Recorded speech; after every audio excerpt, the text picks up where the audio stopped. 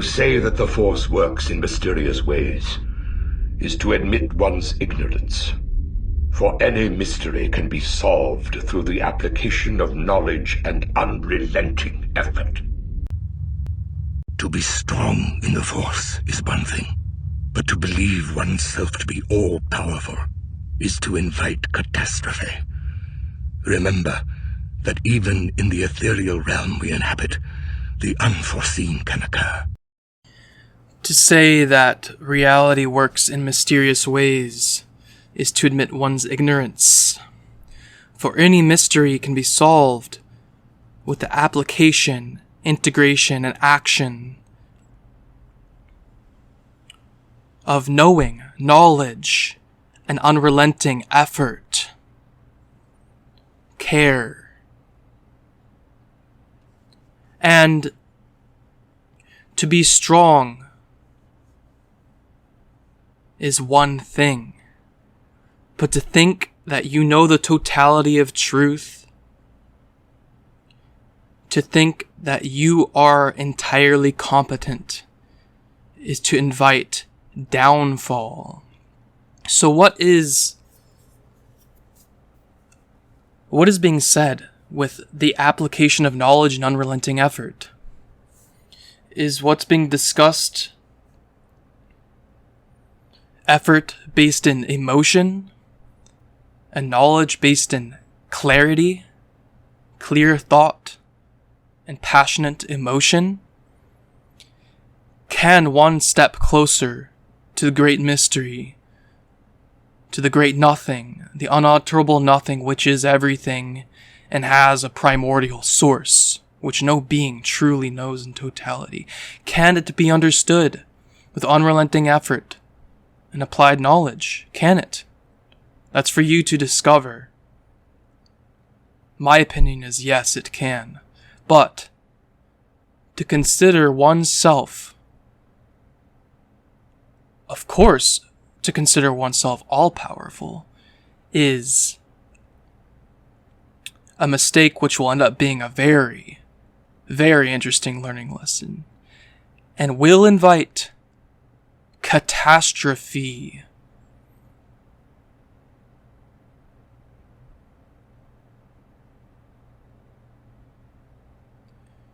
To live in the false ego is to fail if you claim to care. Today we'll be talking about wants and needs in relation to existence and existing. And this is something that I've been really contemplating on deeply for the past few weeks, and wants and needs really are the driving forces, the driving energies, the conductors to individuated existence. Wants and needs. And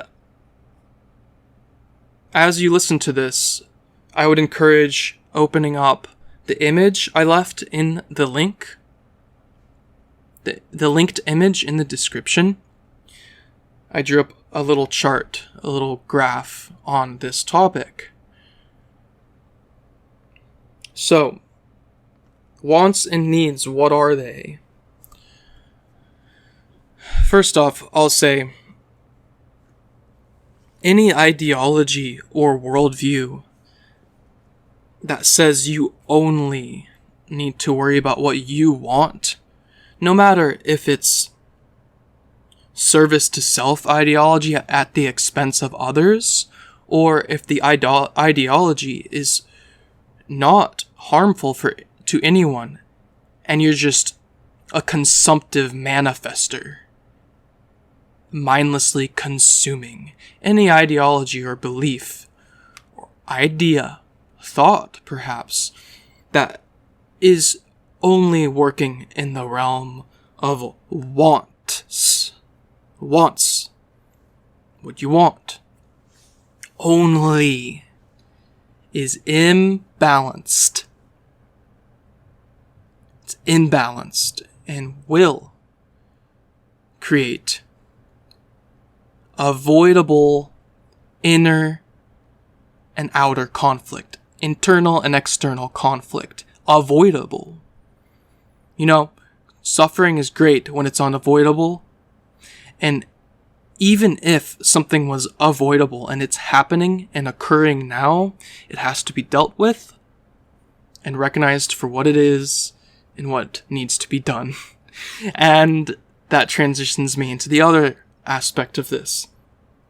Any ideology, belief, thought, paradigm, surely dogma, that deals only in needs, requirements for doing what must be done, only is as equally imbalanced and ungrounded as what I just described, the wants. Whether the needs are in service to self, consumptive only for you, or martyrdom, what others need, constantly thinking about what others need. Let's say at the expense of caring empathetically for sentient life, for financial gain only at the expense of populations, of worlds. Prerequisites based in a need only for the external, for others. You want to help, and you know what they need. You only are concerned with that. And you become a slave to that which is outside of you. Even if it's based in love and truth. That type of need is as equally imbalanced as the individual who's obsessed with decimating that which is all around them. Other individuals, sentient life, things, beings. Plug in anything. So, this is not a moral quandary. This is not a moral debate. You could be the most altruistic individual and be a martyr and only concerned with what others need. You could be the most narcissistic, hateful individual and only care about what you can get from others. What you need only. And then, with wants, you can be totally self-absorbed and not harming a single soul, and only getting what you want, what fulfills your desires and emotions, and honestly not hurting anyone but yourself. Or you could be genuinely wanting to do anything that doesn't create anything for anything, anybody. It's just what you want. So today we're going to talk about wants and needs, something I have been deeply integrating. And the baseline here is choice, consciousness, and you. All individuated aspects. In simple terms, all people, all individuals. Honestly, all things. My keyboard has needs. Water cannot be spilled all over it. It needs to stay dry to work well. Does it have wants? I actually don't know that. It could have wants. I don't know. It's a keyboard. I at least know it has needs. I'm not going to say it does or does not have wants and desires and emotions. And regardless, if it had emotions, I treat it nicely. I don't smash it. I don't break it. And the need also feeds into that hypothetical, theoretical want. Staying dry. Like a cat probably wants to stay dry. A cat, a pet, a house cat, wants to stay dry, and it might need to at a core level as a part of its biological anatomy to stay dry most of the time. So, does that cat equally want and need to stay dry? Maybe. I'm not a veterinarian, I'm not a biologist. I like those things. I'm not an expert. No one is an expert. So, if you pulled up the image, which is on Imager, I have an Imager link, and if you're on the YouTube, I have it as the image for this video, the thumbnail, and the constant image as you listen.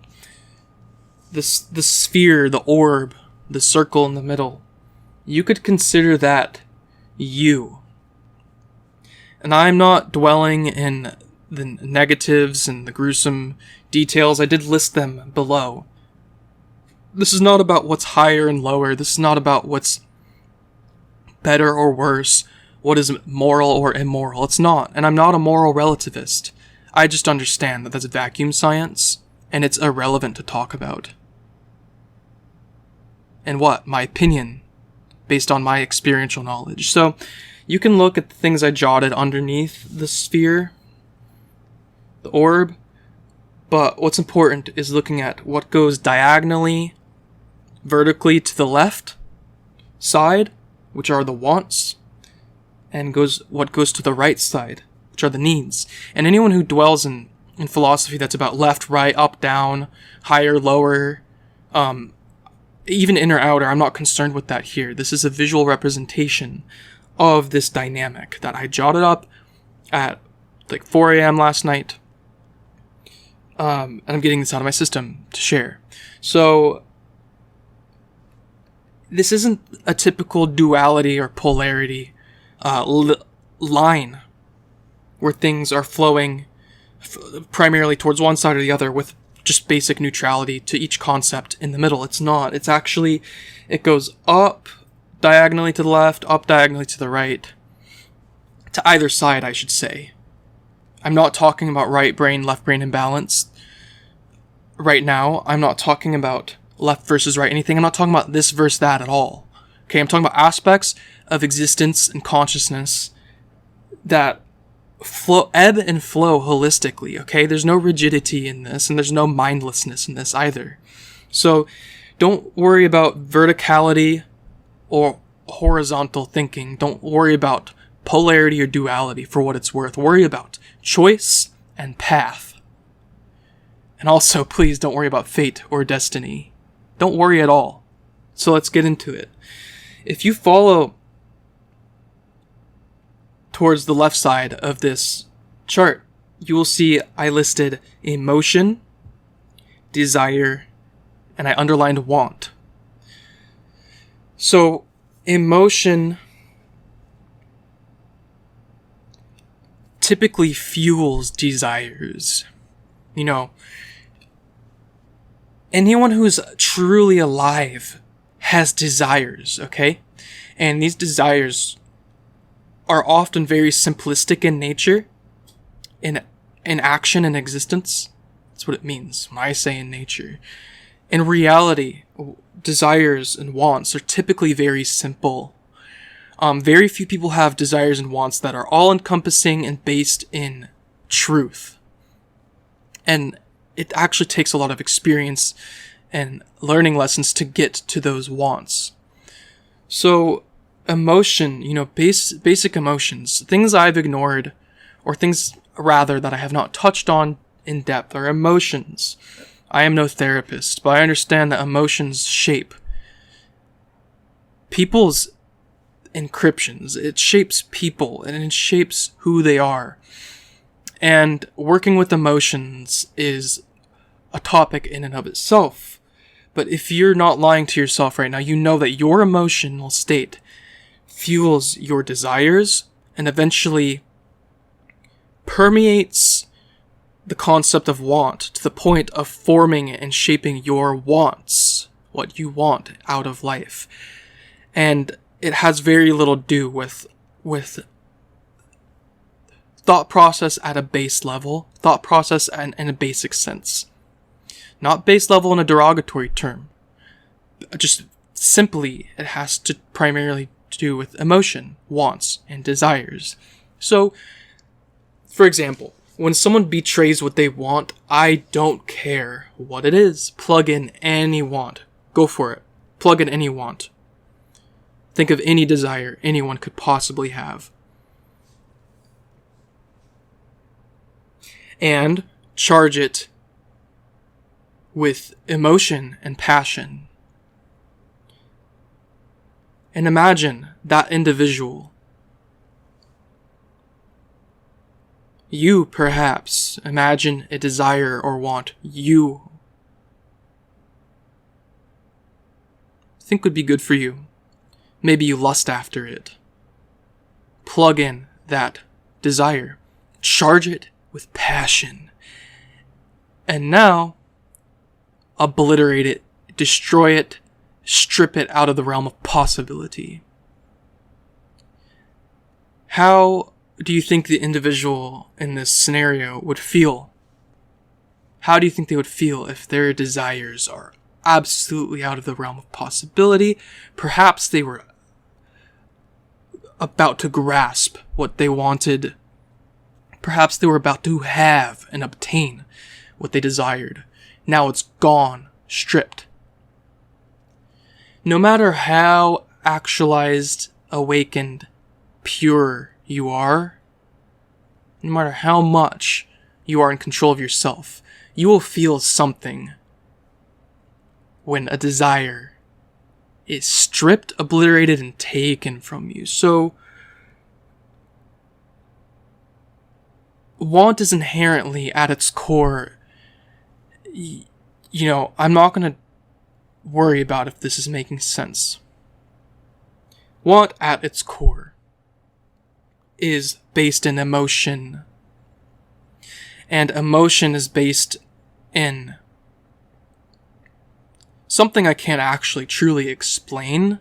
There are so many words I could use, but emotion is a fundamental, deep dynamic of existence, who you are, your being in its entirety. And if you follow that line back down, it hits you. That's the basics of this chart, So, and working with this, when you're just in life and you have, yes, a thought, and in the realm of want, it's typically an intuitive thought, feeling. It's an emotional manifestation of what you are. And you begin desiring it over time, over experience. That becomes something that is, for a lack of a better term, a part of you. And betraying yourself of what you desire can hurt a lot, and people can either step into achieving what they want however they can to the best they can, or they can betray themselves of what they want. And many ideas on this planet, many ideas in the totality of existence, from what we can perceive, either teach they teach very ungrounded ideas in regards to wants. They teach either ignore your wants. You can look what, in my opinion, that leads to below that is ignore. I have arrows leading to what happens when you ignore your desires. Okay? It's pretty easy to figure out too, I might add. Just did. A lot of ideas promote either ignoring your wants, which is straight up just betraying your wants, and that actually has to do with self-betrayal. Or they are absolutely gluttonous, self-serving, mindless ideas about what you want. Yes, I'm talking about manifestation courses, that exist. Not the very holistically intelligent spirit science courses that talk about dynamics only and don't please your emotions and feelings to get money. I'm talking about total service to self ideologies that have existed for a long time, and the newer ideas that exist that seem very recent and fresh. You know, the ones that just say all that matters in life is what you want, and you focusing only on what you want. You know, this right here, betraying what you want for the sake of an ideal or desired outcome. Betraying and ignoring what you want and thinking that that's the good thing to do all the time. At all. And or only exclusively focusing on what you want. Those are one and the same. They are one and the same. They're the same exact thing. Because the results that occur, yes, can look very different. Yes, they can have different components to them. On one hand, someone can end up having no possessions. I'm talking about spiritual, etheric, formless possessions, like self-worth. One can have zero self-worth. And or zero material sustenance that will keep them in their body existing as who they came here to be. If they either betray what they want and desire, or they only focus on what they want and desire. So, where does the balance come in with this? You know, in my opinion, it comes into understanding necessity. It comes into understanding requirements, prerequisites. It comes into integrating and knowing and feeling out what it really means to need something. To need anything. To never need everything. Okay? So, getting in touch with this dynamic of wants becoming healthy, wants not becoming self-betrayal, and not becoming gluttony. I think at this point, 24 minutes, 35 seconds into the show, it's safe to say anyone who's listening with receptivity thinks gluttony and self-betrayal are both bad things. So when you start thinking about necessity, gluttony instantly is obviously self-betrayal, right? You know, I would think so. And also, self-betrayal in terms of ignoring what you want, which is lack and depravity, lack mentality, and sometimes emptiness, utter emptiness. That is also not something anyone needs to be doing, right? So understanding what you want, healthily integrating emotion, desire, emotions, feelings, wants, desires, requires also understanding requirement, prerequisites, and needs for your physical well-being, your biological well-being, your emotional well-being. It's an ebb and flow, as I said. To really know what you need emotionally. Rather, to really know that you have what you want healthily, you need to step into thinking about it in terms of dynamics, borderline mathematics, okay? Borderline formulaic comprehension of yourself and reality. it is an intellectual thing to do. But once you merge these two, it's holistic. Not just intellect, not just intuition, no. Intuition management. So, once again, choice, consciousness, sentience is the baseline here. Choice. You choose everything. You choose your emotions, you choose your thoughts, you choose your feelings, you choose what you do, you choose your actions, you choose your behavior. Yes, you choose your behavior. No, your behavior is not automatic. Your choices that have led you to where you are now, how you behave now, yeah, that's a choice. Behavior is a choice because it's built from choices you've made. Either totally consciously or as a byproduct of a dysfunctional subconscious and unconscious. Dysfunctional unconscious and dysfunctional subconscious. Those are choices still, in my opinion. So, needs. To understand needs, you really have to have clarity and healthy thinking. You know, this might start to resemble episode 16 and onward.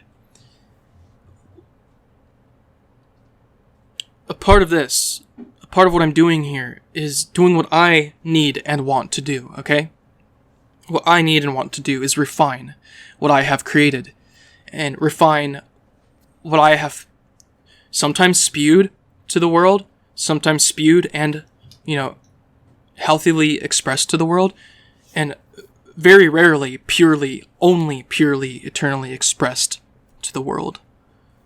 And no, the world is not my responsibility. I know at that point that's not something I need to think about.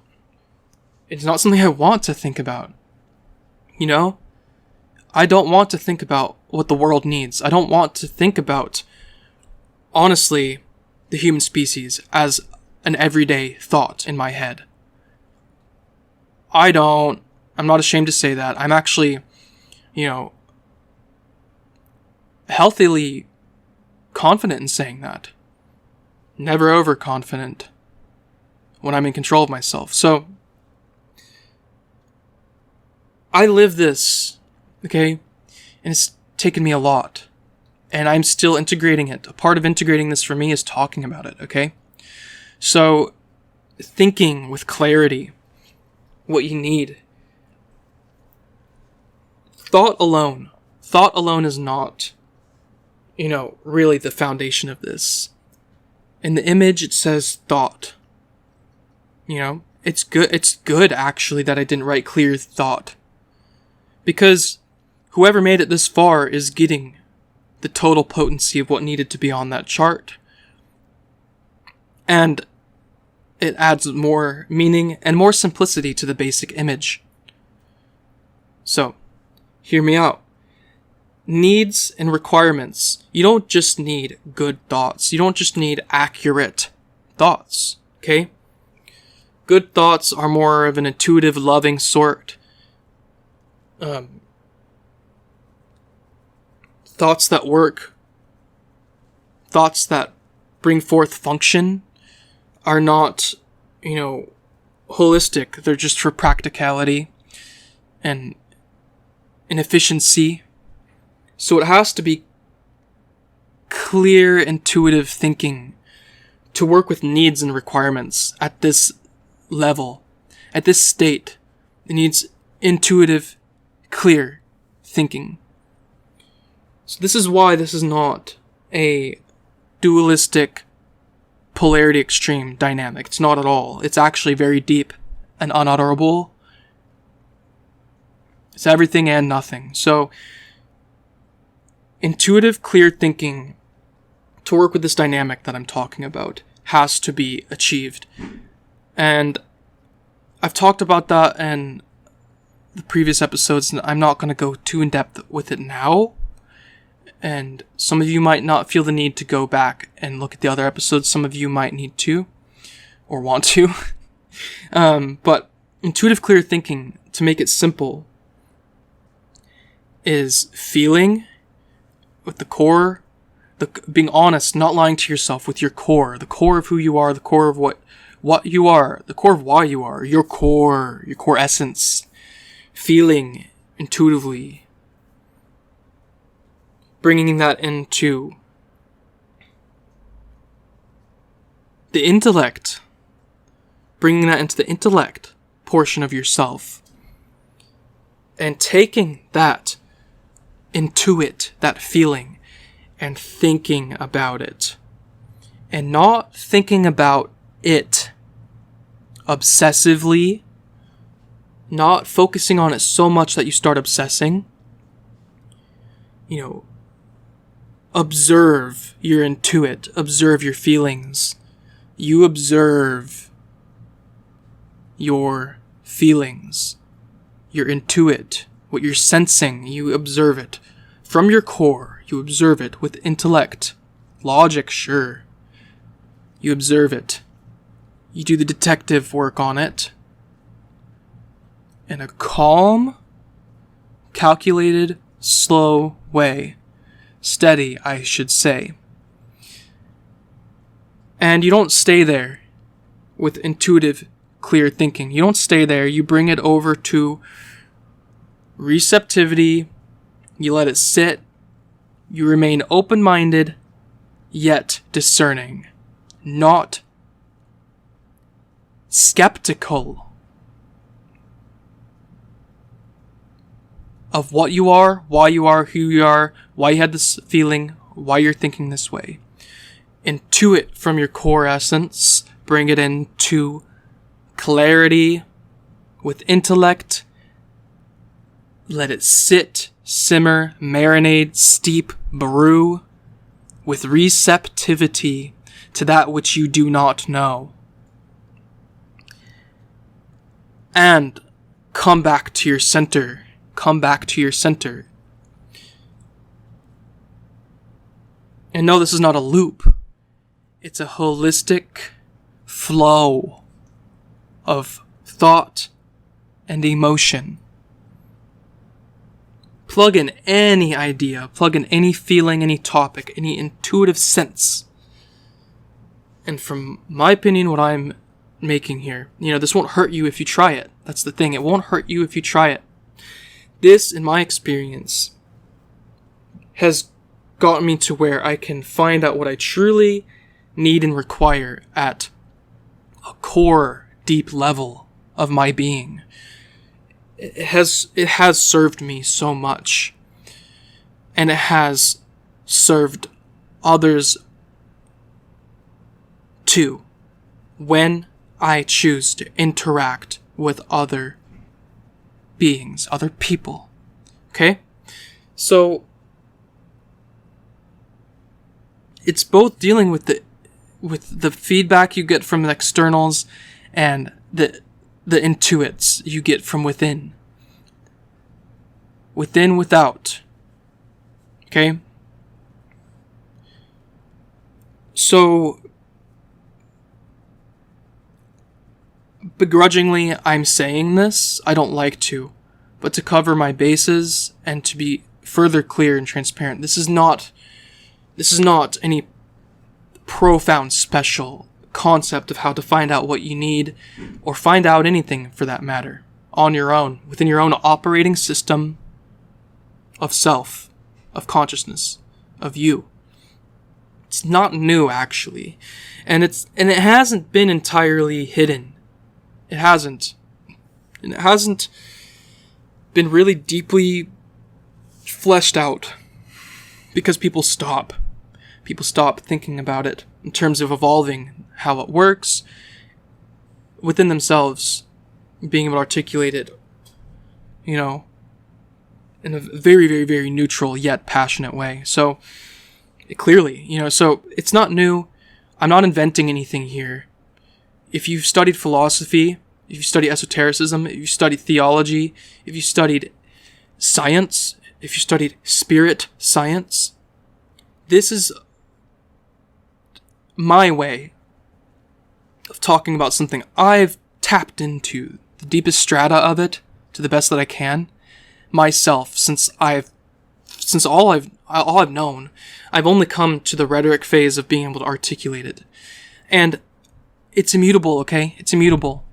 No, it's not exclusive to some philosopher you can find on the internet. No, it's not exclusive to some esoteric idea, which has become a dogma.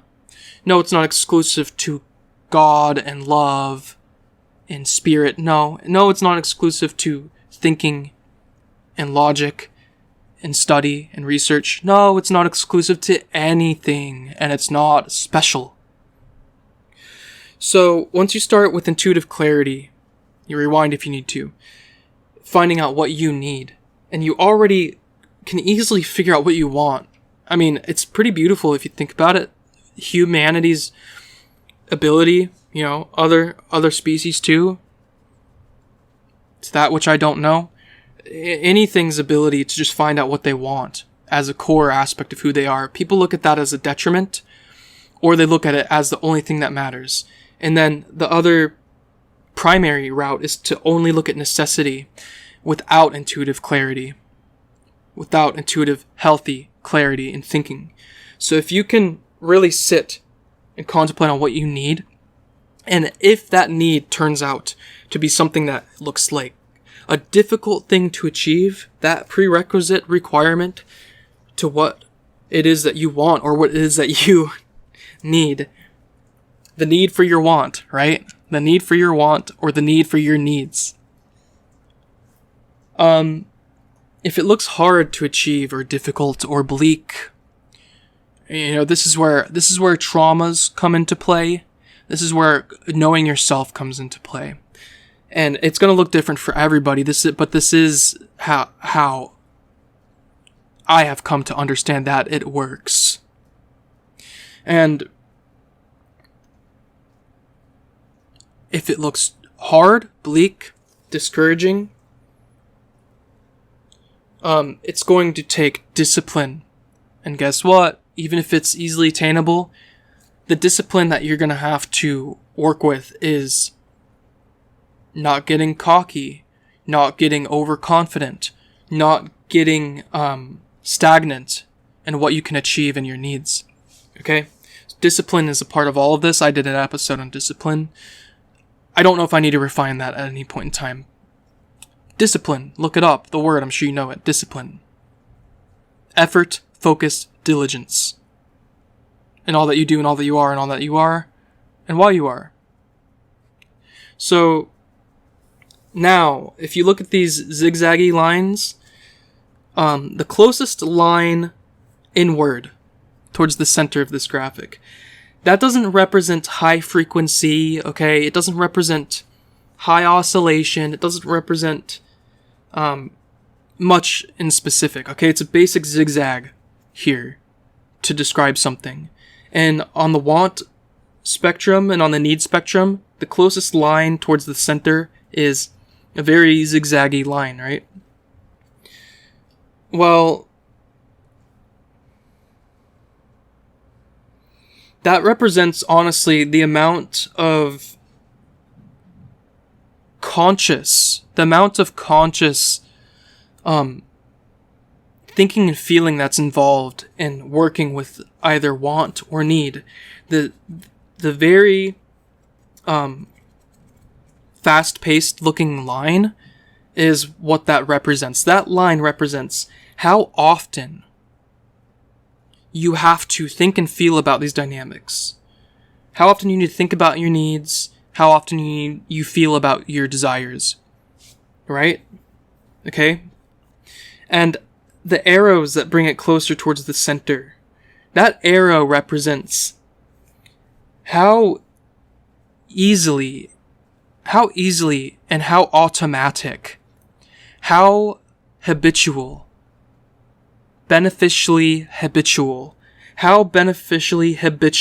and as a part of your template, a part of your programming, a part of your operating system of existing, this becomes those arrows that go inward. It represents how the working with wants and needs becomes a fundamental, inherent aspect of who you are.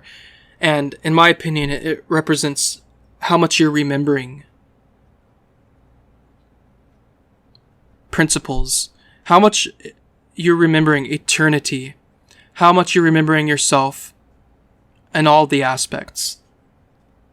So, but what needs to be understood is this line, the very active line that looks like a zigzag, going up and down frequently, that line becomes less active in terms of the conscious thinking,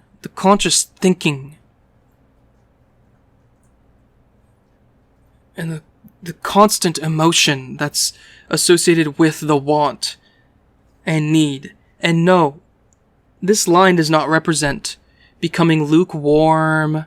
No, this line does not represent forgetting about these things and moving on.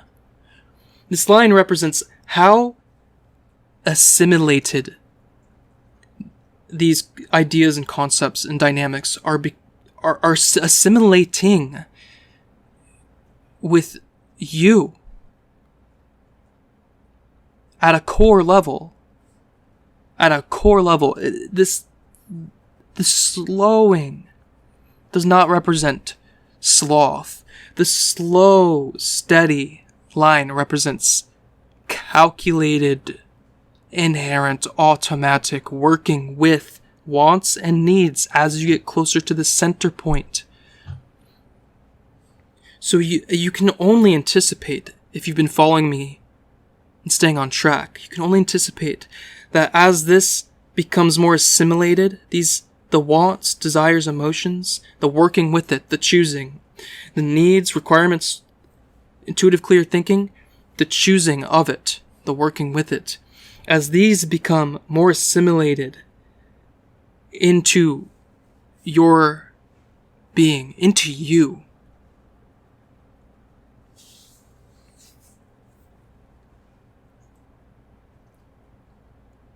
no one is special, and to all, no one is attached.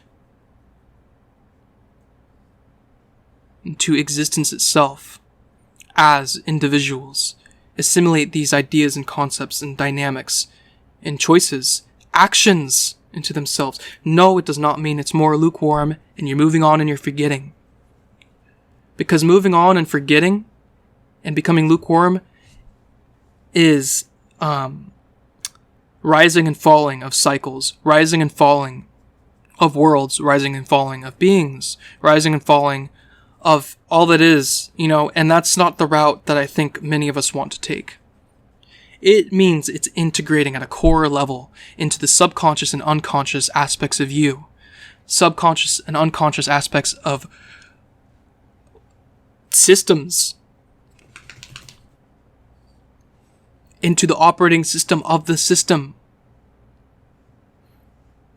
And once this line, becomes so steady,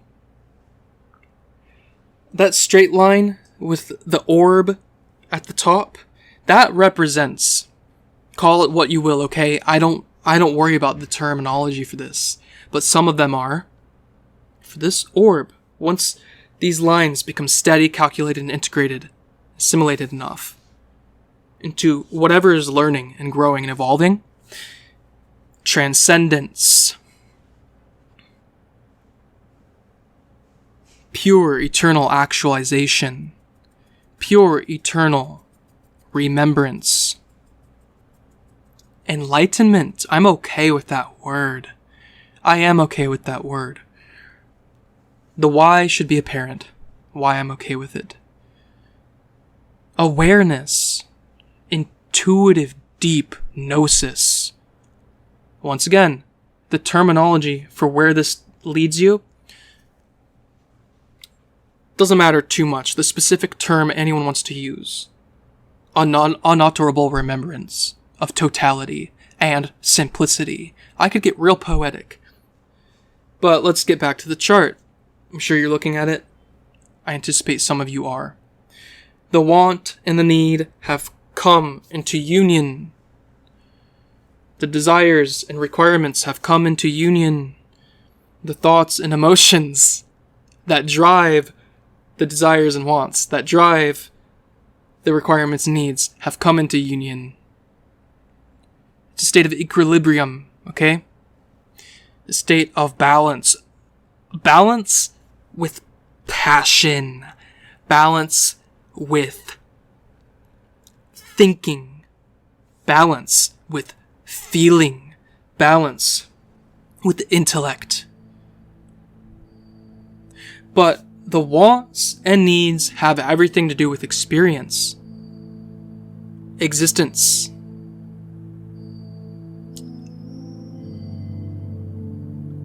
And I am thankful for that. I'm grateful for that dynamic.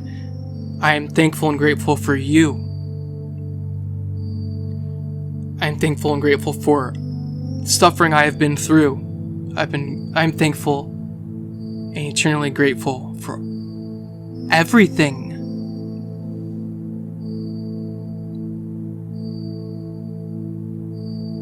And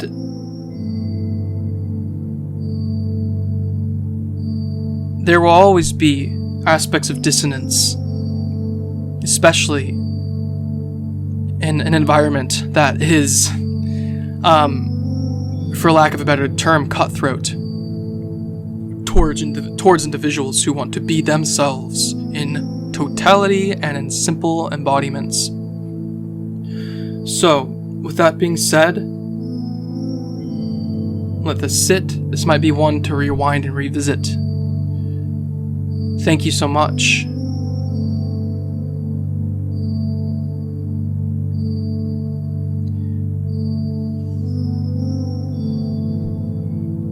Check out the links below.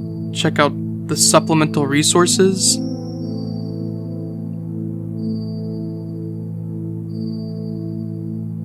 May you remember the Force,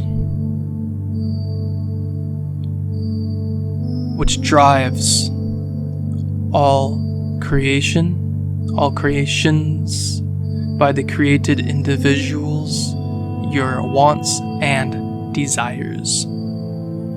Eternal gratitude. May you remember the Force.